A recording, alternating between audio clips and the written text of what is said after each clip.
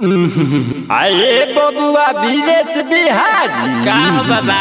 आई का प्रमोद परदेसिया हल्ला किया तेरा पता नहीं खे काहे बच्चा पबजी बंद हो गई। बाबाजी हाँ बाबा।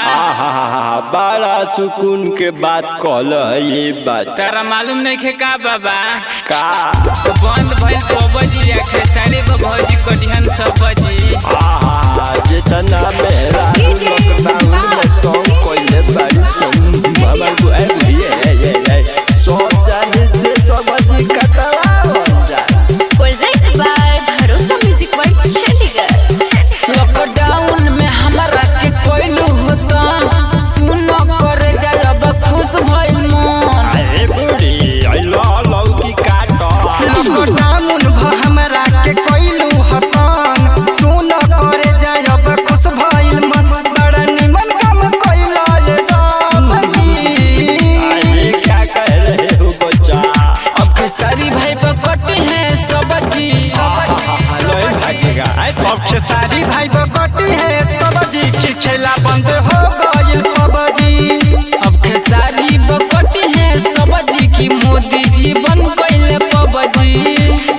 जय हो मोदी सरकार जय हो। जब से मोदी जी आए हैं सबसे को बंद करा दिए हैं। जय हो अब खेसारी भाई बकटी है सब्जी की मोदी जी बन गइल पबजी। अब होई ना कमनो झमेला हो कोहन जमन खेलिए खेला हो। हमसे पिछवा लेते साड़ी आ पूछ चले बड़ा का अनारी आ कहले कि चुपचाप खोना ना तो कह देन कि भइल बा कोरोना। अब होई ना कोनो झमेला हो कहेम जमन खेली है खेला हो। बड़ा निमन हमरा लागत रे अबजी। बच्चा नहीं मानेगा नहीं भागेगा अभी मारेंगे। अब खेसारी भाई बकटी है सब्जी।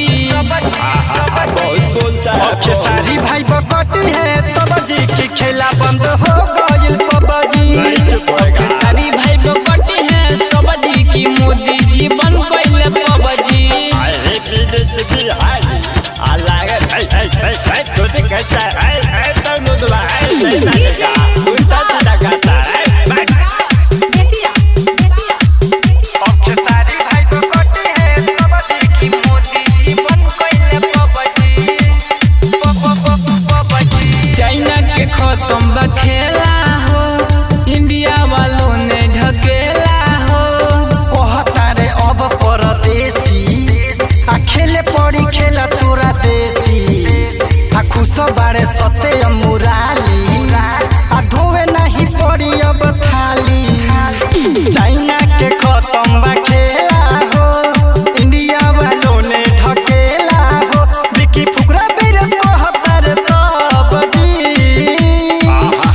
बहुत बोलता है अभी मारेंगे दूध के अब खेसारी भाई बकटी है सब्जी। ऐसे अब बोलता है। खेसारी भाई बकटी है सब्जी की खेला बंद हो गइल पबजी। अब खेसारी भाई बकटी है सब्जी की मोदी जी बन गइल पबजी। बहुत बढ़िया ये है मोदी विदेश बिहारी प्रमोद परदेसी। ऐसे गाना गाते हो दिल खुश कर दिया। जय हो जय हो।